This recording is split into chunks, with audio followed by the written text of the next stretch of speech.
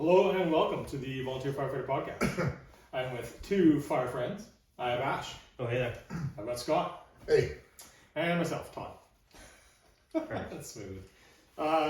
Tonight, actually news, real quick, based off of the last one.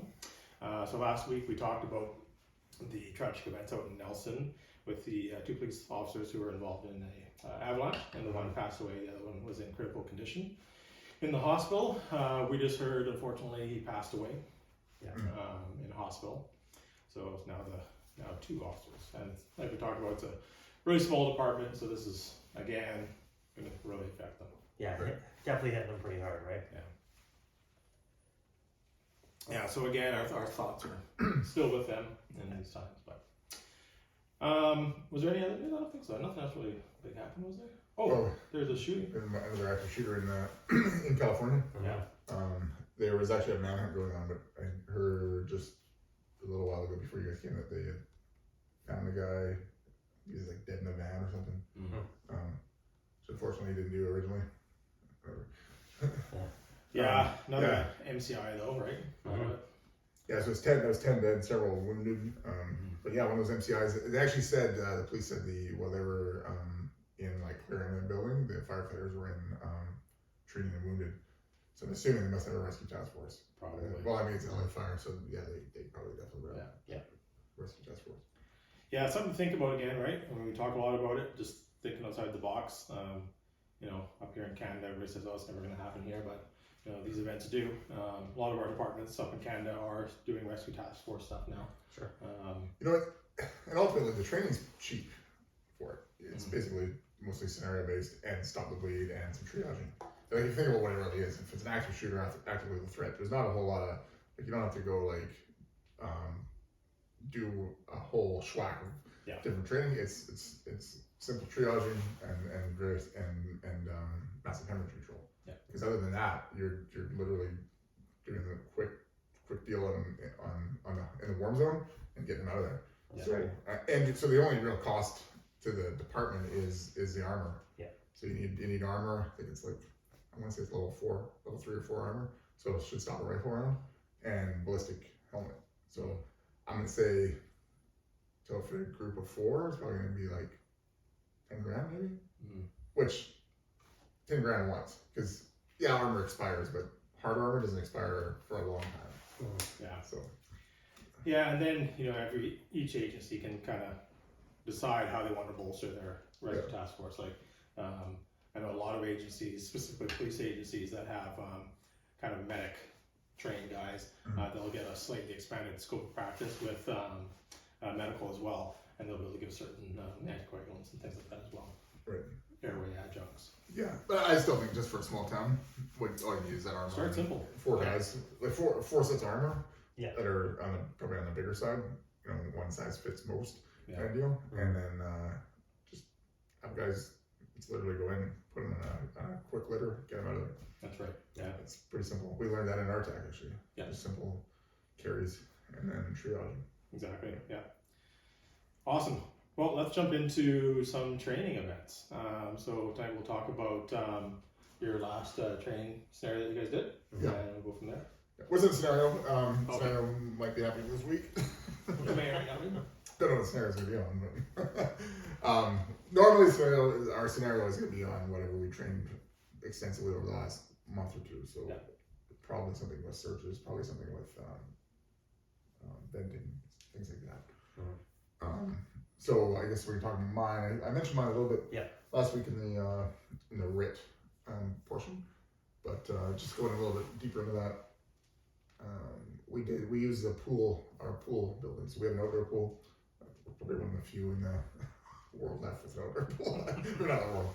There's actually a couple left, but there's not very many outdoor pools run by cities anymore. Yeah. So it's got a pretty big building.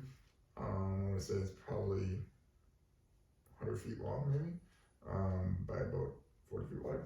Yeah. So, but besides that warehouse or that shop that burned down recently for us. Yeah. Not as tall, but same about the same dimensions. footprint. Yeah. So it's all concrete. So kind of what the deal is. There's change rooms. There's men's and women's change rooms, and then there's like a little back office for the lifeguards and stuff.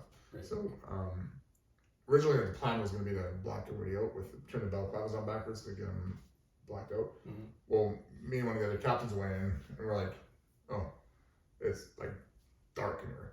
Yeah, there's no real windows in those change No, rooms. the change room. Once you get into the change room proper, it's like, yeah, it's totally dark. We don't need to black people out, which is good because when you black them out with that balaclava, it's not really realistic because you lose, like you can't see guys' lights flashing, you can't use a thermal camera. So it was awesome because you guys were able to use a thermal camera to help with the search. Nice. And that's really what I like when they get to use their the tools we have. Yeah. Not being like, oh, you can't do this, and you can't do that, and you can't do this, and you can't do that. Yeah. The only thing I said they couldn't do was obviously turn their headlamps on. Yeah. Because that would really defeat the purpose of it. Because I can't smoke up the building. I probably could, but there'd be a lot of it's a pretty big building to smoke out. So so we kind of started off the night. Teamed up in groups of threes. There was about 6 or 7 per team. So I had one team, Ash had one team. So I had 6 or 7 firefighters with me, and then we had like 2 captains and a command staff with us. So what we first talked about is we actually split the team up into threes. And one of the cool things we got, one of our guys runs it's like a local tire change. Yeah, mobile tire repair. Yeah. Yeah. Is that a fairly common thing? I think it's becoming more and more common right now. Yeah.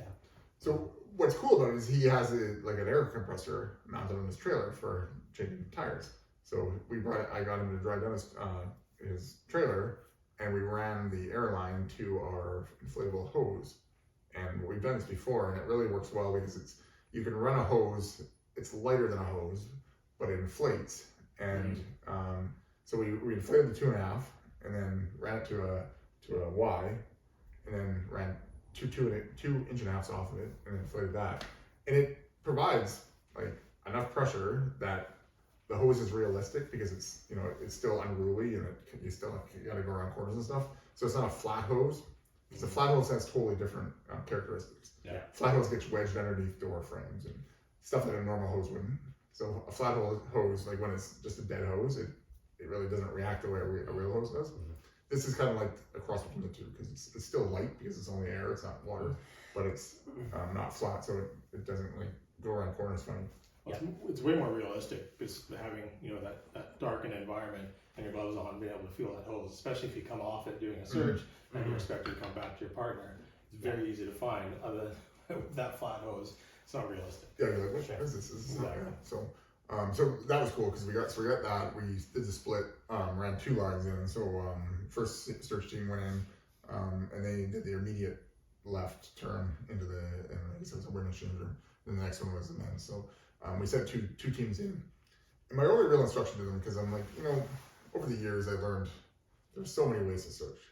There's like, you put your foot into the wall and put your hand up. You use your tool. You do this. You do that. There's all these search methods. I said, you know what? The principle is cover as much ground as possible and stay close to a wall so you have a frame of reference.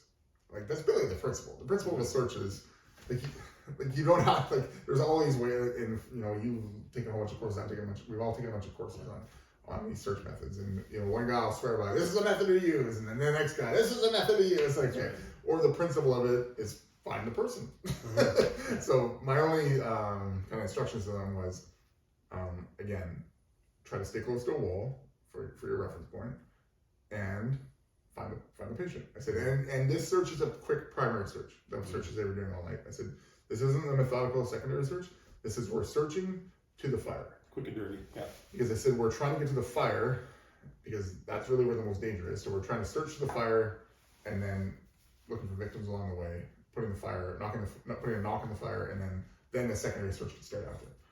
Because we want to get in. I said if we had a truck company, sure, the truck company could be doing a search while the engine company goes and shuts the fire. Well, your firefighters don't normally have a truck and an engine company. Some do. I know some of the bigger ones do. Yep. But realistically, most volunteer agencies don't have a truck and an engine company.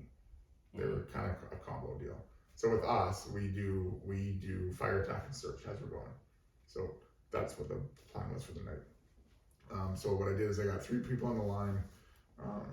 nozzle operator, backup person, and then the captain or senior team lead. Yeah. And then we always had one person for both teams at the door as the door control. So we're really trying to drill that door control in, and I think it's really working well. Mm-hmm. So what they did is they went in, did the search, and kind of the way it worked was the nozzle operator was obviously out in the lead. He was standing on the floor with his foot, or he had I think one of the, certain guys grabbed tools. Like I let them grab whatever they wanted to, like axes and and I said, this is a cement floor. Like we know it's on ground level cement floor. You don't need to sound it, but for training purposes, let's do a little bit of sounding. So they, they were either using their foot to tap, or they were using a tool. I just didn't want them to break any of the tiles, so yeah. So they went in and they would search. So the nozzle operator would go first, backup person would go, 5-6 feet behind them, and then the captain was a little bit farther back. Mm-hmm. And one of the things they noticed right away is when you get around the corners, like you start going to those corners for getting into the change rooms, is they start hitting these choke points, or these pinch points. Yeah, you gotta start bumping. So they're calling for bump up, which again I thought was cool because bump up fast, it's still a fairly new tactic. So like for about 4 years. Yeah. So they're calling down the line for bump up, and I'm like, you don't have a bump up. It's only the 3 of you. Yes. So, so they learned pretty quick how rough it is without having someone. So the captain wanted to come back, feed them hose, and everybody's kind of working a lot harder. It took them a lot longer to get into these places, right? Because everyone, they're dragging hose, they're trying to get around corners. Mm-hmm. So that was one thing they noticed right away. The captain kind of floated. He floated up and down the line, trying to give them direction, but also trying to keep the line moving, right? And then when they hit the bigger room, well, now they had an option. Now what are they going to do? So they hit this bigger room, and I literally let the captains or the team leads decide because it was this isn't again. The principle is find the patient. I don't care how you do it. So everybody had different ways to do it. One team, I think one guy grabbed the nozzle with his right hand, stretched out with his left leg and his left foot, and hit the left wall. And then the other guy down the line, let's say he was about 3 or 4 feet back, he grabbed with his left hand and on the line and went up as far out as he can go. So now they're covering like really far. And then it just happened that the side of the room that was bigger was on the right hand side. So the captain went down to the guy on the right side and he grabbed on his leg and he spread out. Right. So now they want this big line abreast. So they covered probably a 20-foot spread just by going and crawling that way. Nice. One of the team actually, they had an interesting idea. They went on an angle with the hose. So they pushed, because it was a fairly open room. There was a bench down the middle and part of it, but for the most part it was an open room. So they actually angled the on a horizontal, what is that? Like a diagonal. Yeah. On a diagonal plane. They angled the hose on a diagonal. So the nozzle operator was on a diagonal. The guy down the line kept the hose on the diagonal. So it was like they were pushing the hose along the ground, so that if the hose hit something, the guy would feel up and find out what they hit. So that was a cool way to do it. So that was interesting. I'd never seen that one before. Mm-hmm. So yeah, they used a hose on it almost like a broom. Like it was like sweeping because the hose was laid flat, right? Because we talked about using that rescue strap, but sometimes the rescue strap it's so light it just goes over things. You don't even feel it. The hose bumps into stuff. It's gonna hit it. Yeah, and that's the trick too. Like a lot of people I know, like, again, we've used some of those rescue straps. Then when you get into like large open areas, you start using like a search line, things like that. They're good, but certain techniques you got to use, or else you quickly learn it gets tangled up and it's hard to get back, and then you end up missing a little patch. Yeah. So, our generic searches in our most common buildings versus massive warehouse. Yeah. Right. Yeah. But also with that, it's that situational awareness. It's like, okay, well, for a big warehouse, what intel do you have? Do I need to be searching in the middle of that floor? Probably not. Yeah. Right? Where are they going to be? How many people were in there? Was it business day? Were they working? Is it evening? Yeah. And like I kept telling the guys all night, this is a primary search. Like I want it quick and dirty. Yeah. Like you're searching while trying to find the scene of the fire. Yeah. So primary. Yeah. And I said, knocking on the fire is going to solve 90% of your problems. Then we can go back and figure it out afterwards. Yeah. If I go to your secondary. And that, actually on that point as well, like many years ago, we'd always do okay, you're advancing in as your attack crew and you're searching, but there was a lot of emphasis on slowing down your attack and searching methodically in your primary and going through, and all that's doing is your fire growth is getting worse and worse. Yeah, we need to take the problem away from the people, so get there as fast as you can while you're doing this quick and dirty search. Well, one thing I always remind the guys that, like, imagine like this fire breaks out, especially in a home, most homeowners don't like run from the fire right away. What are the first thing they do? They try to grab a glass of water or the thing they can find the quickest and try to put that fire out. And that's when they get overwhelmed by the smoke, and that's where they fall. They fall near the fire. So the potential of them being near that fire is higher than I think them being away from fire. They're either going to be at the door trying to get out of the door, or they're going to be probably somewhere close to the fire. Yeah, it's going to be close to the fire, in a bedroom, or at the exit points. Yeah, so, you know, and we're covering that by doing these searches with it. So, and like I said, once we find the fire, knock it down, the problem goes away. That's right. We got our visibility back. And, so the two teams did that, and they were on the air the whole time. So it didn't take them very long. We were pretty nice in the first go round. The dummies, we had 3 of them in there. 2 pretty big ones, like adult dummies, and a small child dummy. So those were pretty good. They got out pretty quick. Guys all came out, and I just told them to go off air. Well, everyone was about half tank. Some guys were a little bit more, some guys were a little less. And then we reset, and we did one kind of bigger sim where I'm like, okay, now you got 1 hose line. There's 3 patients inside. You got 1 hose line. You're doing your search, but you got lots of manpower. But the manpower is coming kind of a little like in dribs and drabs. Like it's not all at once. So you got 3 guys. You got a truck to start, and the incident commander's here. So both first night we had the deputy chief, second night we had the chief. So they stood outside. And those guys don't like standing outside. No. They keep coming in. I'm like, get out of here. They're like, "Ooh." I'm like, you're not. I'm like, if you come in here again, I'm gonna drop you on the ground and you're gonna be a victim. Because it's not our live fire scene, so they want to come and see what's going on. I'm like, get out of here. So I kept kicking them out. So I told our older chief that he's like, he gave me a middle finger. Anyways, so they're outside, and the scenario is now it starts right at the door. So they had to check the door for heat. They did the full 9 yards, pushed in. I said the smoke level is right, like you have to crawl as soon as you get in. Okay. It wasn't really dark, but they still crawled in. And then again, it was 3 people in the attack line, door control, and then depending on the group size, it was 2 or 3 extra. And almost right away, they're like, "Bob up!" And I'm like, "No, the truck's not here yet." They're like, So then they had to do a little bit more dragging, and then truck arrived. I'm like, "Hey, your truck here." So the chief calls, "Hey, you got a guy for bump up." So send a guy on the bump up line. That made the line go a lot quicker. They hit the next corner, bump up again. Okay, the next guy can go in. So that really made a much quicker flow. Guys were super fast on that because they were just pushing hose. It also seemed to make it a little safer because, like I think I said last week with the RIT, more guys were inside, but there was more like eyes on everybody. Like a lot of times when it's 2 guys going in, I remember back in the old days, it was always just 2 guys on the line. Yeah, it was always a 2-man. 2 guys went in, and I don't know what's going on with those 2 guys.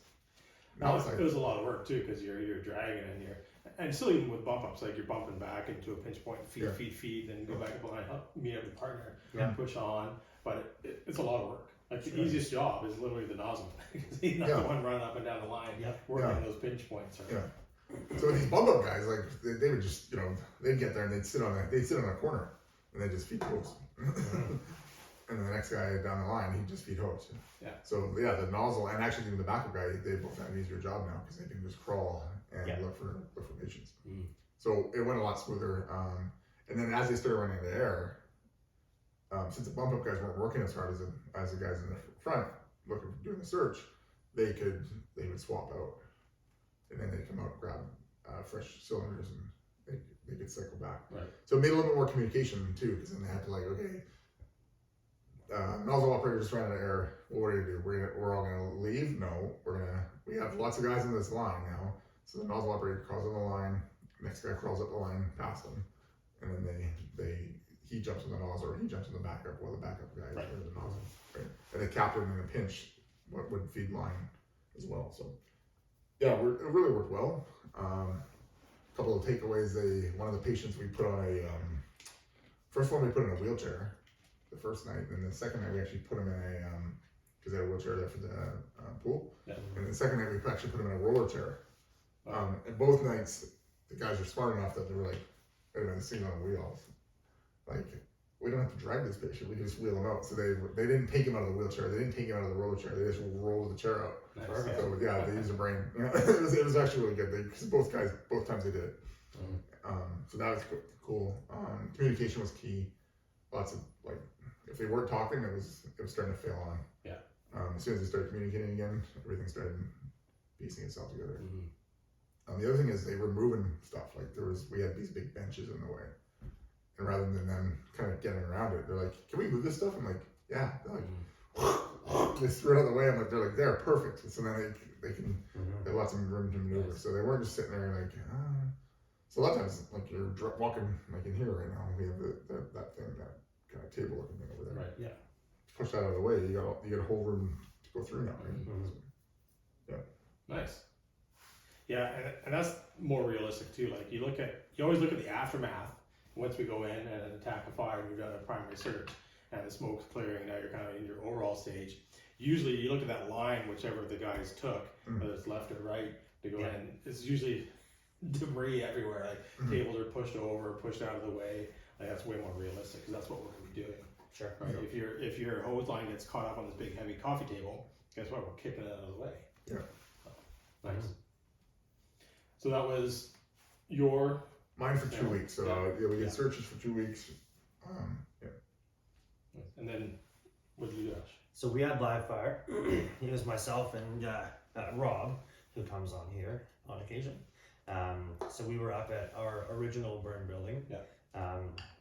We got the teams to park on the south entrance side.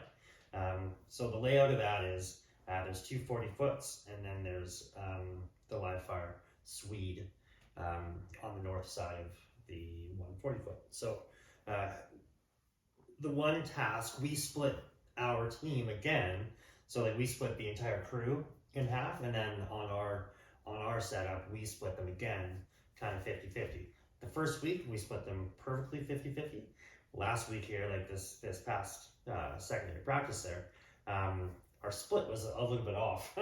So we actually had a few extra people came to ours this past week. So I think we probably had 6 or 7. No, it had to be more than that because there was a team of 3 and then a team of like 5. So what happens when we split, just explaining why when we split. So when we split the first week, I go down the list of names. I'm like, so-and-so, you go with Ash, you come with me, and I go down the list. And then I tell them what we're doing. I say, Ash and Rob are doing live fire, we're doing building search. So I go down the list. The second week, I say, if you weren't with me last week, you're with me this week, and vice versa. Yeah. Well, everyone knows Ash is doing live fire. So guys that weren't there last week are like, because that's the other thing. Guys say, well, I wasn't here last week, where should I go? I'm like, you get to choose. Going damn well. Yeah, so they're all like, suddenly the live fire is like stacked. Yeah. So yeah, we definitely were manpower heavy. So which took you longer. Which took us longer, which was funny because Kevin, he had to leave early, and I was like, oh man, like we were banging it out the first time. We were back about 30 minutes before these guys were. So Kev's like, which one should I go on? I'm like, I don't know, like pick. And he's like, wow. To be fair, like both of you guys generally run long. We're like, well, yeah. I'm like, but we were faster. So he comes with us, and we were. At one point, I come and watch them after our practice is over. We cleaned up. I come over and watch them finish off their practice. Yeah. So he was kind of like, Yeah, sorry, Kev. So anyway, so we ended up while we're getting the burn going, we're getting everything ready. I'm getting the guys to split up. We had the deputy chief with us this time, so he actually had a little incident at work. So he was exterior only. He was just going to observe. So we come out and the teams are split, and my team on my side has like 5 or 6 guys. And I'm like, all right, well, we're going to be going in. So our task was going to be gain entry through that south side door, push straight through until they see another door, which then they will treat that like every door. So if it's closed, like some of the times I would go in and close it. Sometimes we would leave that door open, and then they would push through that, turn the sharp left, advance down the 40-foot C-can towards the seat of the fire. And as soon as they got into that warm room, we wanted them to be doing that ceiling wall. So the horseshoe as they advanced. And we talked about the importance of disrupting that thermal layer. This is a C-can, so nothing's going to be on fire behind you. However, in a real life environment, everything around you is flammable. So getting that thermal layer disrupted and pushing it back towards the seat keeps you safe, drops that, keeps it cooling. Keeps it cooling. The survivability for any patient that's going to be in there is going to be a lot higher. And then again, talked about getting down in that clamp position when they're advancing the hose line. And again, we've got a cement floor, but saying, hey, if this is not a C-can with a cement floor, if there was a crawl space, or if we were on a second story, we want to be making sure that we're sounding the floor. If you have a tool, if you're just going to be using your leading foot, just to make sure everything's safe. So nothing crazy technical, just kind of those back to basics. And once they advanced as far as we've got a ventilation window kind of 2/3 of the way down the 40-foot, they were going to hydraulically vent out. And while our team is doing this, Rob's team was doing some work on a roof prop. So we were both working at the same time, not so much together. We tried to do it the first week where we were actually like timing everything together, and then we're like, you know what, like you just run yours, I'll run mine, but we'll make sure that we have good comms from the inside out. So while we're going to hydraulically vent, you make sure that your team's out of the way. So again, that puts the onus on the interior team to either be good with radio comms, or like on our first rotation, we had enough manpower that they would just yell back. So they had somebody on the nozzle, they had a backup, they had a team lead, and somebody at the door. Right. So, I mean, you're only going in 40 feet deep and 10-ish feet wide. Right. So if the most, you're only pushing in 30-ish feet, right? So you can yell back to the person behind you way easier than you can key up a radio. So as soon as they got that out to me, I would peek over and just yell venting. Rob would answer back venting, and then I would jump back in and say, yeah, clear, and they would go and vent. Nice. Just a quick vent, but just really hammering down like all of those safety points, right? Like I really tried to hammer down that there's nothing that we're doing here that's advanced. This is like bread and butter. Yeah. Like push in, hit that seat. Every time that we hit the first door, it was glove back if you want to use the back of your hand. But we also said, hey, I mean, you've got this cool thing that you're holding in your hand, spray it on there. And in our burn building, it wasn't quite enough where you could see the ripple effect coming off of the door. But if you did feel it, you could, hey, there is actually heat because it is pushing back. So seeing that, making sure that they were positioned on the proper side of the door. So as they open it, you've got that visual. And then comms again, like chatting while this is happening. I'm like, you guys are manpower heavy, so I want to hear every step of the way.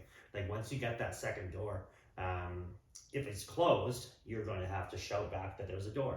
And then you're going to be actioning the door just like you did that exterior door. If that door's open, let's talk about closing it. So let's isolate it. Let's get ourselves positioned properly. Okay, now we're going to push on through. So they would yell that back out and say, yeah, okay, door close, copy that. So everything's coming out. I would know on the outside, and then they would open the door, go in, and the person at the door, every time that they would start flowing water, they would yell that back to me. So flowing water. I think I can hear as soon as they start to hit the C-can. But you can see it jump, right? And as they're helping feed it, they're feeling that the jolt of the bail opening and closing. So they weren't really doing any like major fire suppression because we didn't want to have to build up the fire again. However, our wood was crazy wet, so it was dark. Like it was actually like pretty realistic. Actually, Kevin was like, I've been in a lot of fires. This is like way darker than generally any fire that I've been in.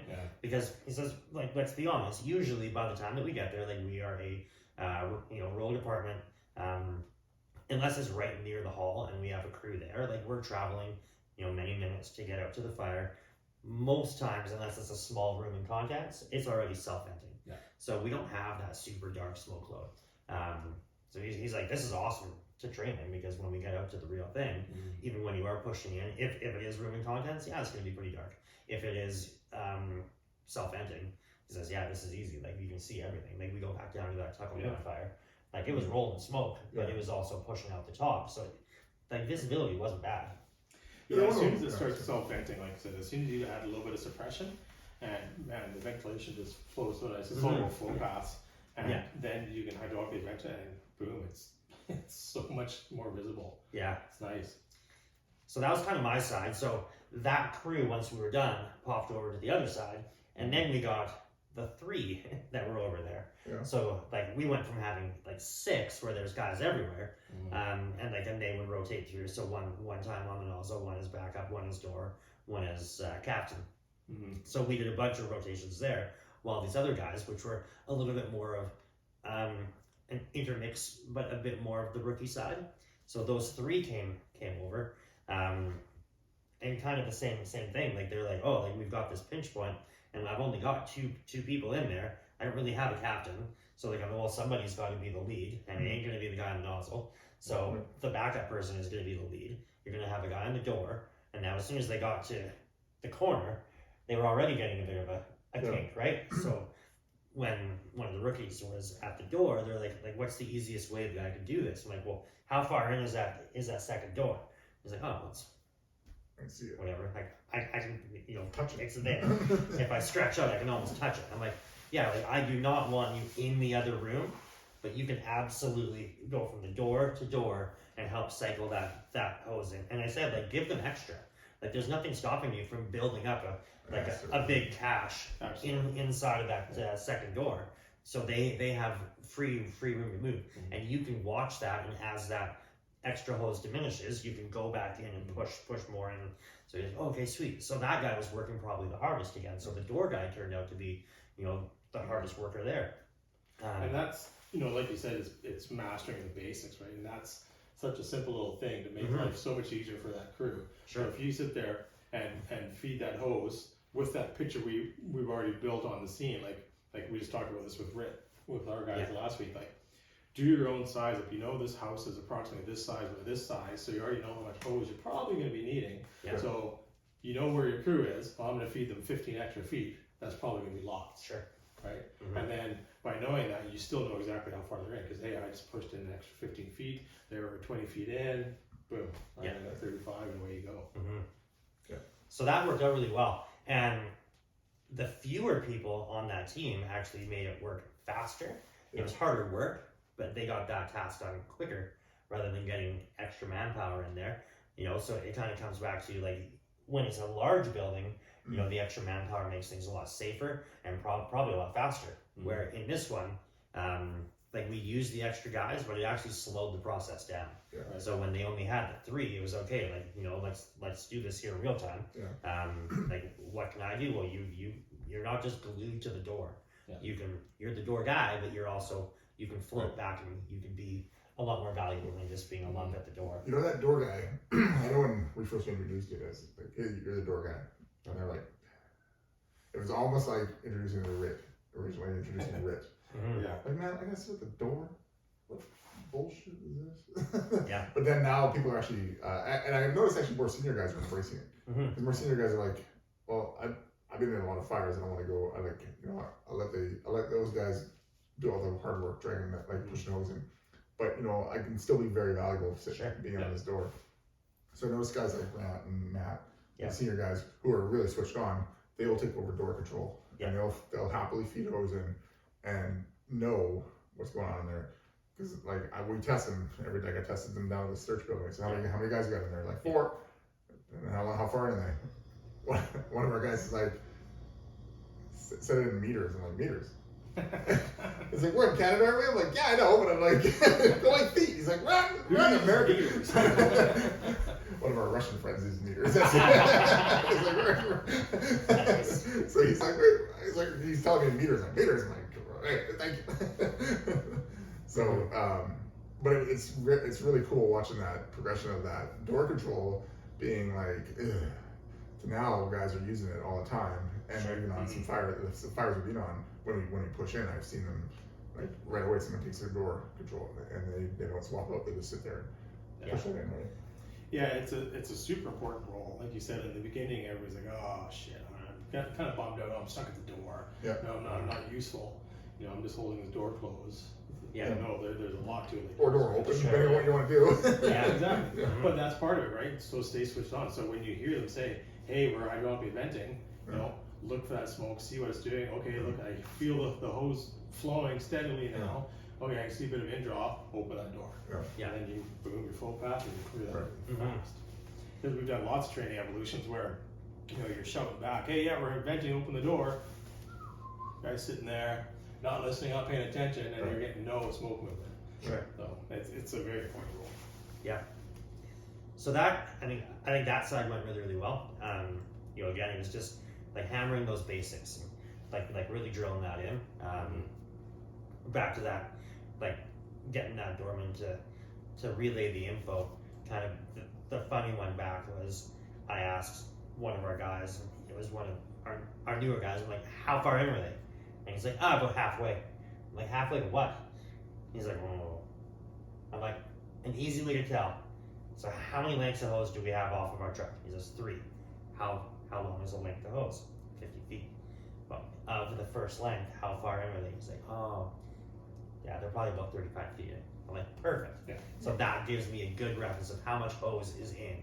Now, again, if you have that bit of a cache, like you might be saying there's 35 feet of hose in there, they may only be in 25, but that's still okay, right? Like you're still getting you that don't have to be picture, exact. right? It's just like Ballpark. Yeah, you just want to know, okay, like they're a length and a half in. Perfect. That gives me that visual of how far in they are, and if something happens, how far in we're gonna have to send a team back in for those guys, right? Well, you also look like we were when our search building was pretty long, like I said, and the initial guys, we only put 2 lengths of hose on each line, so they were actually running low on hose as they're going, and then the door guys like, "Hey, you guys got like 5 feet of hose left," right? And then they're like, "Oh, we got like, we're not at the end of our search yet." 20 feet of search left. So then they had to come up with some options. Okay, do we tie on? They didn't have to do this because I guess luckily or unluckily for the training, the dummy was like one team literally was like dunk as their hose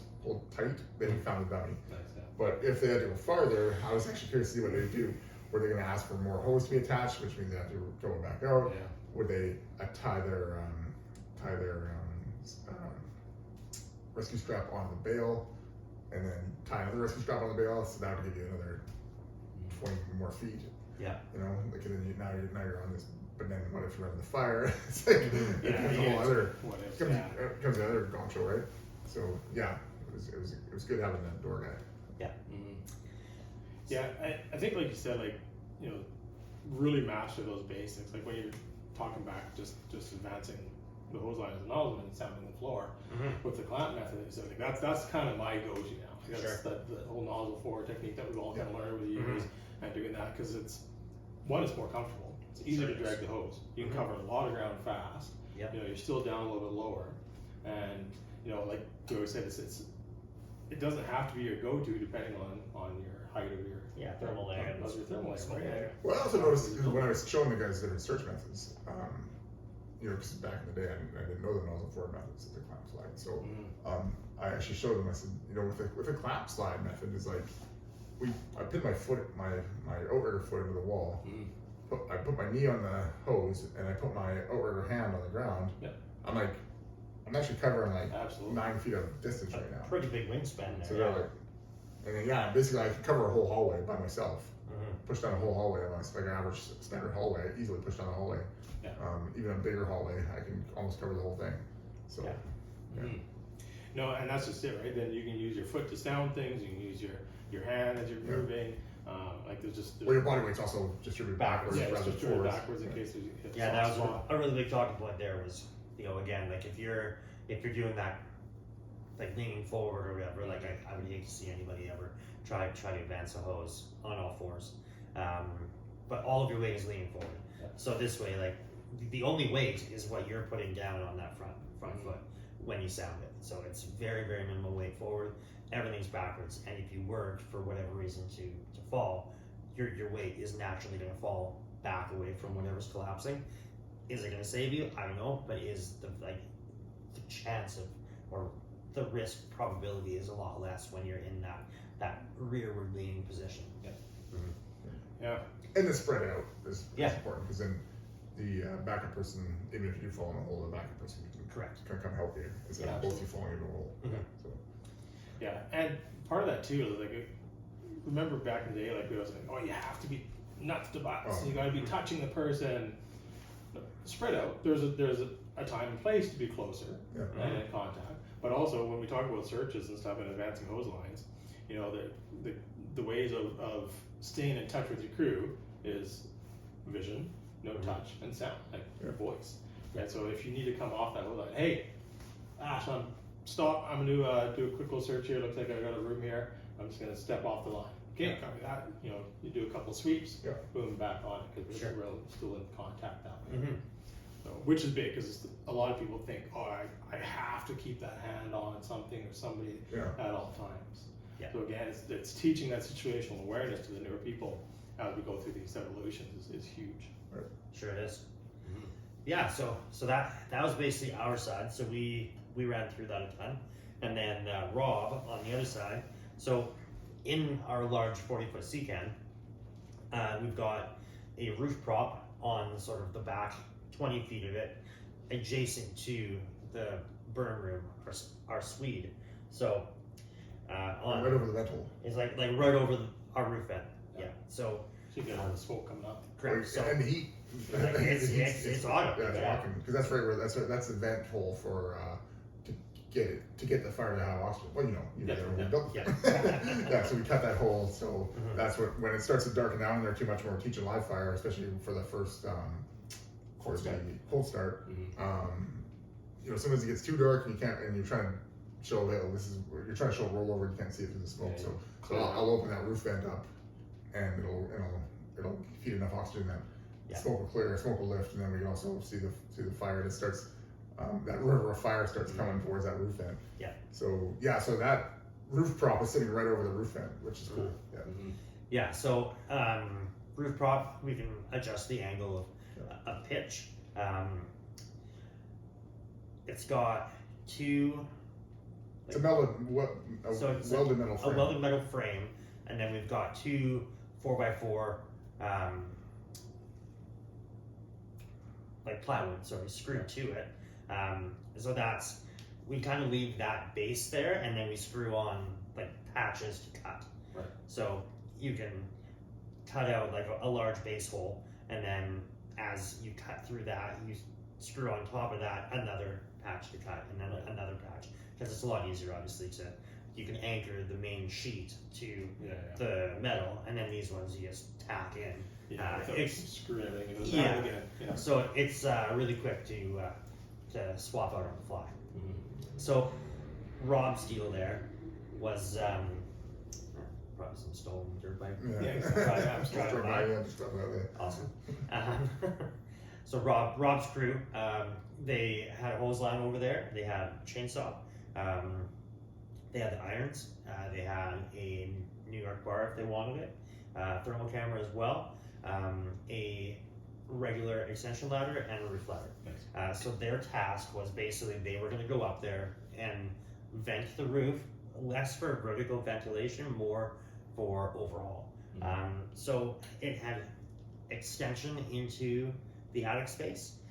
The interior team had already got a knock on the fire, but it's going to be faster rather than trying to gain access from the inside to gain access from the roof. So up in Canada, we're not big on the vertical vent, throwing guys on top of a rock and structure fire. If you need a vertical vent, it's probably going to do it on its own. If you want to see a lot of roof ops, head south of the border. Sure. And there is a time and a place, like I absolutely get it. Yeah. However, like the point of this was you've got a knock on the fire.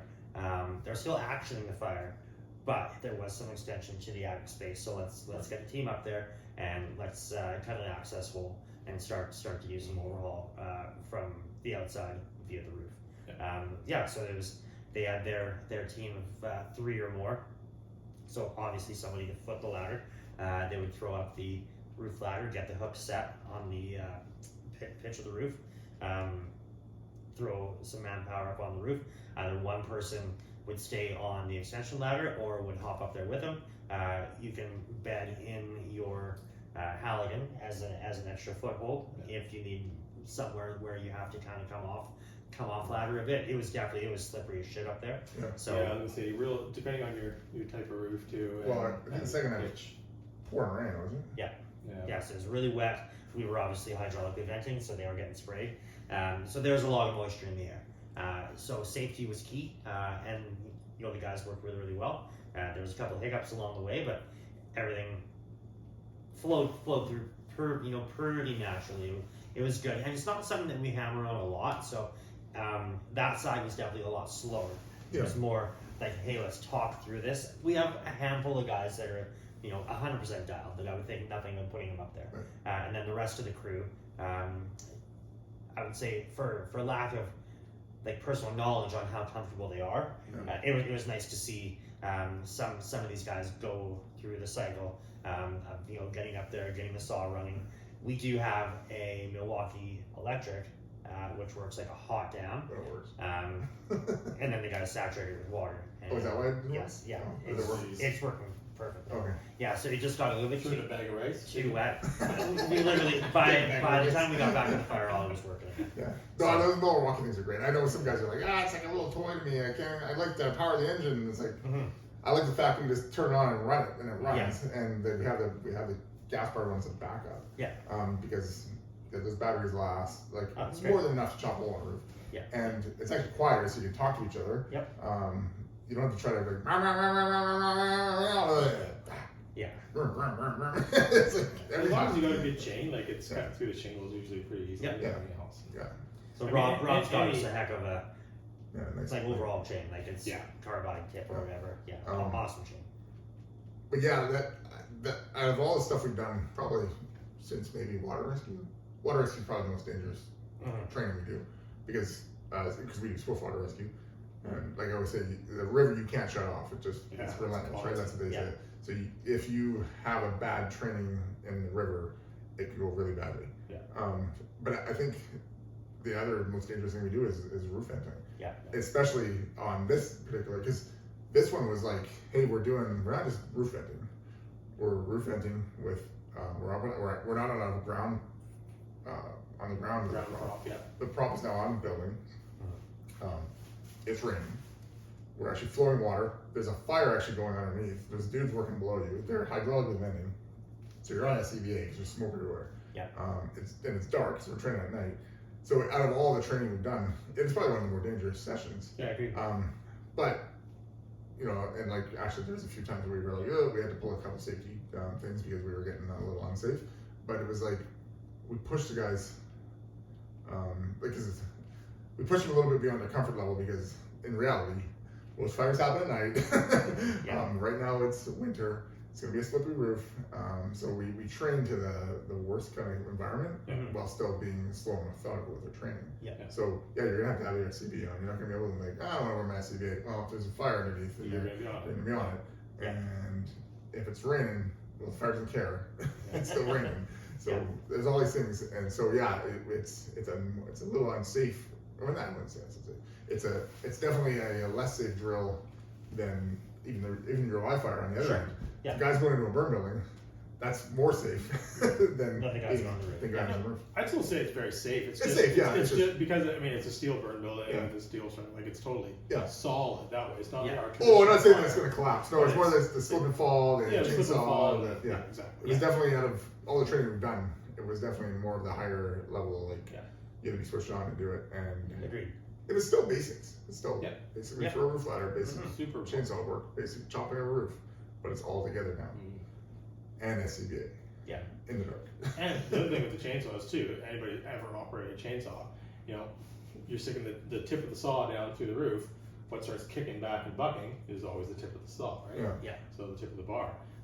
And so if you're not solid on running the saw good and making sure it's got that good bite and pull, Right. that's when it starts bucking and being a bitch, right? Yeah. And there was a bit of that, and like we had a bit of a debrief as we always do after every training sim, and we said, hey, like obviously there's some people that don't have a lot of hands-on. It's tough on a Thursday night training scenario to say tonight we are going to train on saw. Yeah. We only have a handful of, so how can you make that a training scenario? So we extended, hey, like I'm available, Rob said he was available, I'm sure Scott, like all of us would throw a couple hours on a Saturday or on a Sunday, go on down, we can take our prop off the roof because it is mobile, you can put it down on the ground, Yeah. and just do a whole bunch of reps of, just going through it and making cuts, and then you're, right on the ground, so it's slack. Yeah. That's huge. Yeah, so everything went really, really well. It's nice when you can say during your debrief that like there was some major learning moments for everybody there. I think it went great. It was actually kind of cool coming around because, like I said, I got to show up and watch them train. So when I came around, and I'm probably gonna send some film posted on our site, but to watch the guys push in and then walk around the back and then watch the roof fit prop being used, and then I'm standing there with the camera, and then I hear Ash say venting. I'm like, "What are you guys venting?" And then I see the window open. I'm like, "Oh, they're venting!" Like right by where I'm standing. So now there's this column of steam and smoke pouring out of the venting window while the guys are still working on the roof, trying to do what they're doing. It's pretty cool, like because everything's kind of working together. Yeah. And one thing we actually did try, it was just more of a thing I wanted to try because, we don't ventilate, like I said, we don't ventilate our roof very often. Yeah. But I was like, what if we're in a building, and again, what all the what ifs, but I just we like to experiment because we have a burn building. Yeah. Chop a hole in the roof, and then use the vent hole as our hydraulic ventilation. Oh yeah. So the guys they vertically hydraulically ventilated and it worked awesome. Like there was a column, this tower of freaking smoke pouring out. It was pretty sweet. Like basically we just enhanced the vertical ventilation with the hydraulic ventilation. Yeah, it worked great. yeah, we had on the last rotation once the guys were off of the roof. I sent the last crew in. I'm like, hey, I want you guys to go in there, do everything normally, action the fire, and then try to vent through the roof. And man, it looked really, really sweet. I'm trying to remember the size of that hole. Is it like it's 1.5 or 2x2? Or it's not very big. Yeah. So it's not a super big ventilation, but and then try to hit the hole above that as well. Yeah. So I mean, they barely had it on a fog pattern at all. But it was enough. But yeah, obviously shit's going up anyway. So it's just an extra force and just pushing it. And it's like, wow. Yeah. They cleared that building up pretty fast. Yeah. And I mean, you take that setting into a real structure. You're probably not going to have if that was your option. Just say. What I was actually thinking the other day was, okay, so that's not a very common, like it's not very common to go on the roof kind of hole, but it's very common to find a skylight. Yeah. So you smash the skylight. Smash the skylight and do ventilation to the skylight, right? Yeah. Because why a lot easier because now you don't have all your wires and your insulation and drywall. That's right. In the way. And a lot of times the reason why people have a skylight in there in certain areas is because they don't have windows. Because they have a skylight giving light from another area, right? So it's like, okay, well, that's an option. is we don't have to hydraulically vent out a window. We could it's technically a window. It's a skylight, just a window in the sky. That's the thing though. That's when you have your own burn grill like that. Like being able to play, is so informative, right? Like just having it just reinforces the techniques and what's actually happening. Yeah, nice. On another note, we actually did some. We're going to do it again this week. We tried with one of the departments from the north. They came down again. They come down quite a lot. Yeah. And this time around, we kind of did what you guys did without the. I mean, basically, did wall ceiling wall, and a quick search. Right. So what we've been doing over the last few months, it was interesting because most of our guys are senior guys, like guys have been around for a while. They haven't seen this technique before. They've seen the wall ceiling wall.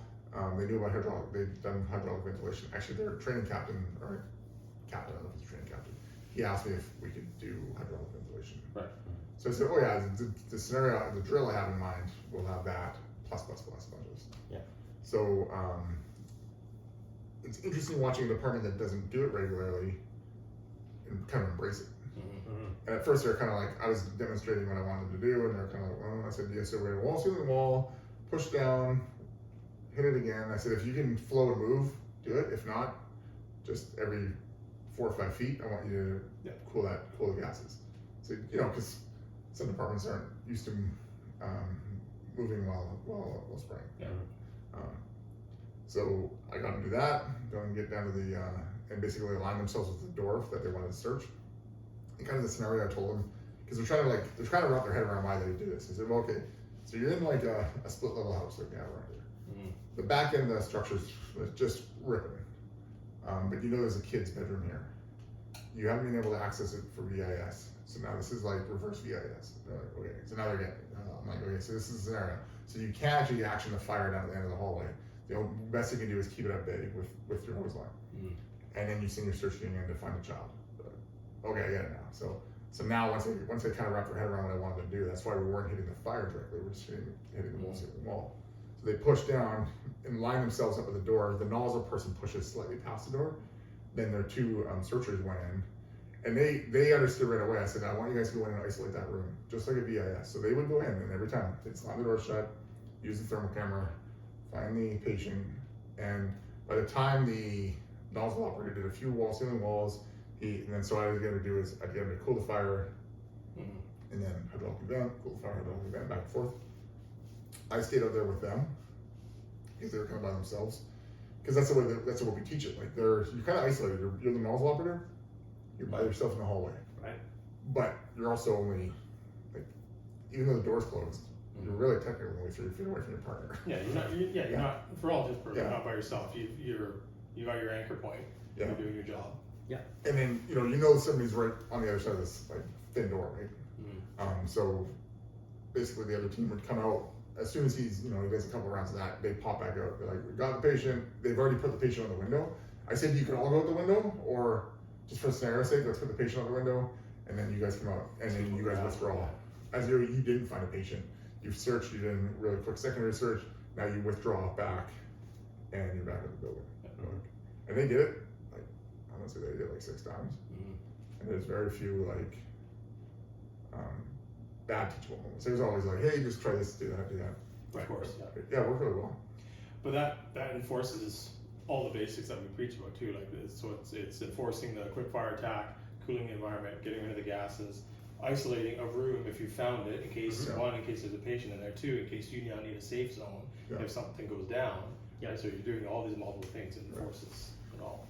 And actually, what I was doing, and again, because I was watching over them, but after the first few, I could see they knew what they were doing. So I was I was experimenting. I was seeing actually how much gas cooling is done just from that wall. So I'd stand up and put my hand on the thermal layer before they cool. So I'm like burning my hand because it's like thermal layer super hot. And then as soon as the walls cool that layer, I could feel the temperature change and lift a little bit. Right. And then it would come back down as they pushed, and then they lift it again, and they push, and then they lift it, and then they hydraulically vent, and then it would lift a lot. Yeah.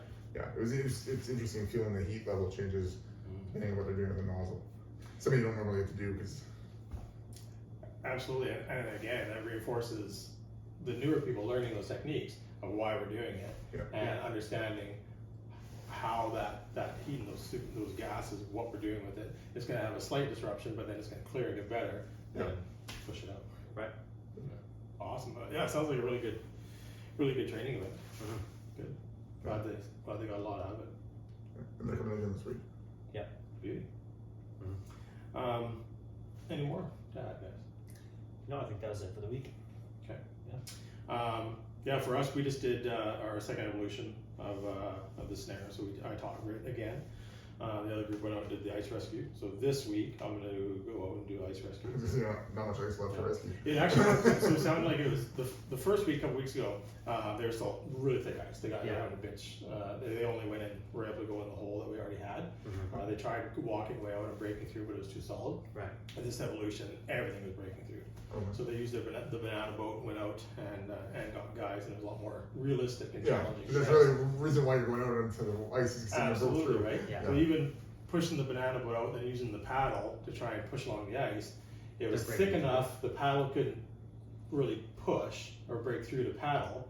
So then you put a foot out there to try and scooch, and your foot would break through. So it was a real son of a bitch to get out to them. It's like those races they do in Quebec City. They're on like the river, and they have like a big ass longboat, and the guys are like hanging off the side of the boat, and they're going over the ice. You ever see that? No. You gotta watch it afterwards. I can't remember what it's called. It's crazy. Like they're like basically half in the boat, half out the boat, but it's like all half like frozen ice, Oh yeah. and they're going over these ice things. It's like I think it's like it's based on like when the fur traders were around, right? Because they have to Oh yeah. they go over these the ice rivers. Yeah, it's nuts. Yeah. Yeah, so it sounded like it was way more realistic. Nice. And then with this little bit of cold snap we've had again through the evening, sounds like the ice, it'll be okay again. Yeah. So I'm looking forward to go there and do some of the ice rescue stuff. Nice. And I'll try and get a couple of pictures and videos of it again. Cool. Yeah. Mm. All right, well, let's wrap that up and move on to some shout outs. Sure. Scott. Modus. Otis. Yeah, the home of the snagger tool, Modus. Snagger tool door wedge is what's the thing called? The pocket organizer. Yeah. The K tool, not the K tool, the hangman tool. What's that thing called actually? J tool. The J tool. J tool. It's shaped like a J. That's called a hangman. Let's say hangman. Let's say you know, Really trying to get nice. a hangman, and the little guy's not hanging off yet. Yeah, a bunch of the Lloyd tool. Yeah. Lots of different cool things. Obviously the videos they have now for us and for the other guys. Yeah. Yeah, the Modus TV stuff. Yeah. Yeah, awesome production. If you were interested in getting the snagger tool or any of the other items, DTFF 5 gives you 5% off. Awesome. Yeah. Stop the bleed. Ash. Stop the bleed. You got your 3 methods of bleeding control. You're going to do direct pressure, wound packing, and a tourniquet, and then another one if that doesn't work. Make sure you have a good tourniquet. Make sure it's out of the wrapper.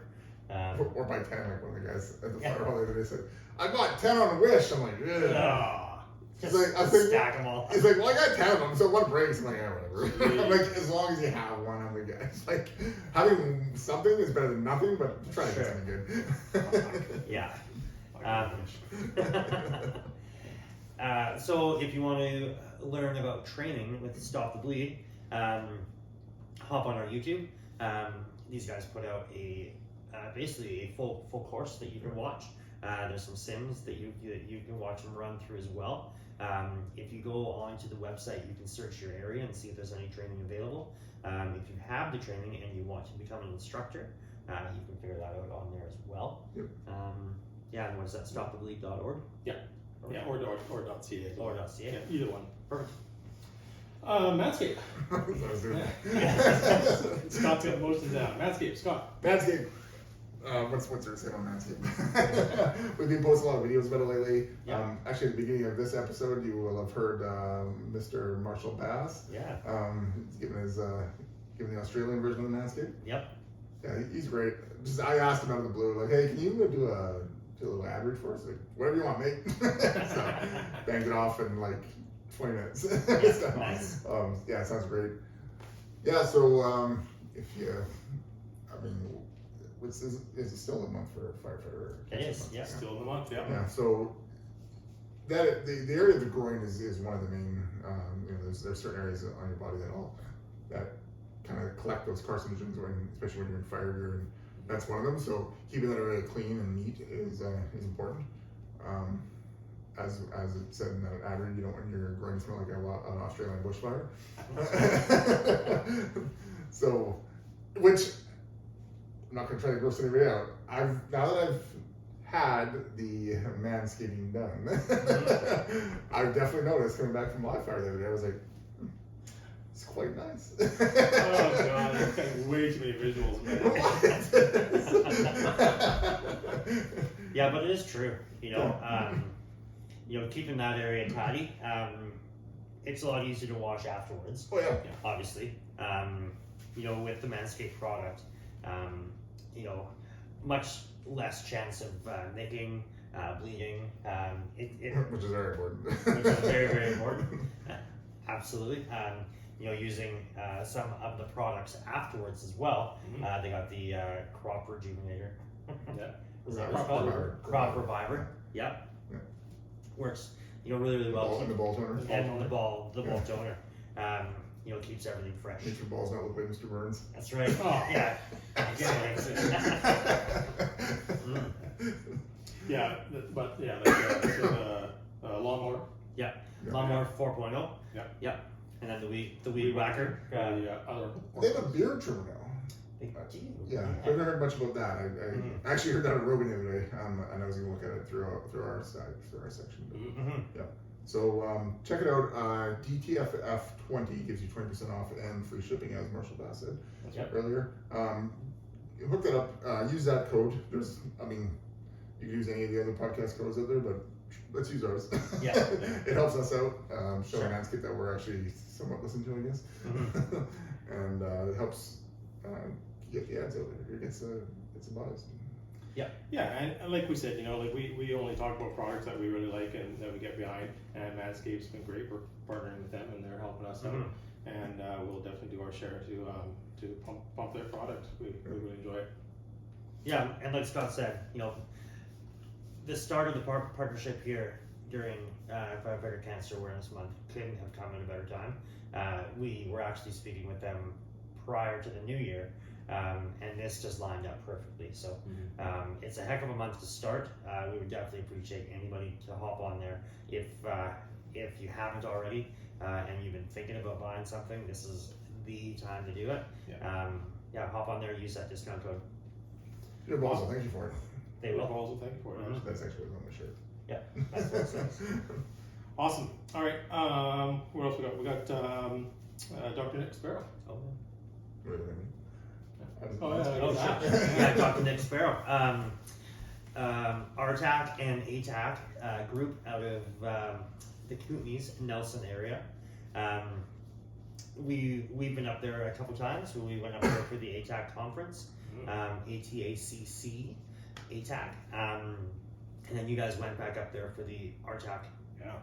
I'm thinking of sending a couple more guys. This year, actually. Yeah, sweet. It's a great course. Yeah, Sure. that was like I've done a lot of kind of pre-hospital emergency kind of medical / fire courses and stuff, and that one was the most fun I had, the most informative, the most realistic with the high fidelity sims. That seems like that's kind of the key. Is they make it like really good training and then really good realistic sims. Kind of that Armageddon sim that you guys always chat about at the end. Yeah, which I think is why we like them so much, because we do very similar. That's the key, is to make these sims like nuts, like realistically nuts, like Sure. And one of our new captains, yes, we wanted to do something the other day, and I said we still have to make it somewhat realistic, because because I'm like, the sim has to be a little bit like we can't make it super hard, like super crazy. Yeah, right. I forget what it was. It wasn't like ridiculous. It was just a little bit farther than Would normally push it. Yeah, would normally be realistic. So you gotta have the achievable goals, right? Yeah. So I think the idea with these sims are always like, it has to be winnable, unless it's meant to be losable. Like it has to be like we have to win in some way. Like in an MCI scenario, you're probably gonna have some people die, because that's just the nature of the MCI. Yeah. So you're gonna have some expected people that you're not gonna be able to save, but that's because it's MCI then. Yeah. But it shouldn't be like you roll up in the truck and suddenly the whole bus explodes and everyone dies because you were you took too long to park your truck. Unless you literally took 20 minutes to park the truck, then maybe everybody dies. But if you pull up and boom, everybody's dead, you're all dead. It's like, what? Like, that is not a way to do a realistic sim. So that's one thing about these realistic sims, is they have to be winnable and something that is realistically could happen. Which I think all Dr. Nick's were, like, there's a chainsaw one, I think one of them ones. There's chainsaw, there's car accidents, there's shootings, there's opiate cause scenario. Yeah, absolutely. Sure. So he's got the an online portion of the RTAC course right now that you can sign up for, and they walk you through most of all of the scenarios, all of the learnable moments, and then on the back end of that, there will be some hands-on live sims as well. So hop on the ATAC group's website there, find the RTAC link, and see if you can sign up for that course. As an instructor, you can go on and demo that. In the past, I don't know where exactly it sits now, but we're gonna have to have a chat with him again and to see what stage that's in. But an amazing course. If you can get there in person, absolutely, that's always going to be the best. So yeah, Dr. Nick. Tanner Olson, Scott. Tanner Olson, country music out of West Coast of Canada. He's I think he's playing in Alberta or something right now. So definitely out there more. He's going to be coming to seminar, which we are having this year, May 4th, 5th, 6th. There, That's right. Firepalooza. Firepalooza. Check that out on our Facebook page, I guess. Yeah. Not our DTFF page, on the fire department page, on the Oliver Fire Department page. That's right. Yeah, looking forward to that. That's really good because it's been a couple of years because of COVID and everything, so it's I'm really excited about it. Yeah, we've had a really good response from the time that we shared that it was going to be happening again. Lots of people have been, obviously waiting for years now. So it goes off. It's just an awesome experience. We have everything is hands-on. There's basically zero classroom. There might be some small teaching moments, but everything's hands-on. We've got a banquet that's always awesome food, some quick awards from the day. We have this party in the park where Tanner Olson Band's going to come and play. We open it up to the public, so there could be 200 to 500 people coming. Awesome event, and then again the next day, some more hands-on training. It's a Friday, Saturday, Sunday event. There's no certificate at the end of this, but it's an awesome tips and tricks. Just getting in there, quick hour-long sessions, lots of exposure to many things that you may not have the opportunity to do locally. Definitely not the opportunity to do them in such rapid succession. So having all of those hands-on experiences over the course of a weekend is awesome. Awesome. Then of course you have us. So we're on YouTube, Facebook, TikTok, Twitter, and Instagram. Yeah. So really appreciate any comments. Give us a like, give us a follow, and just send us any messages if you have any questions, and we'll do our best to get back to you and go from there. Yeah. Any more guys? No, sir. Ash? All right. Scott? Nope, looking up ice canoeing. Ice canoeing, there you go. All right, thanks for listening, everybody. As always, stay safe, stay DTFF.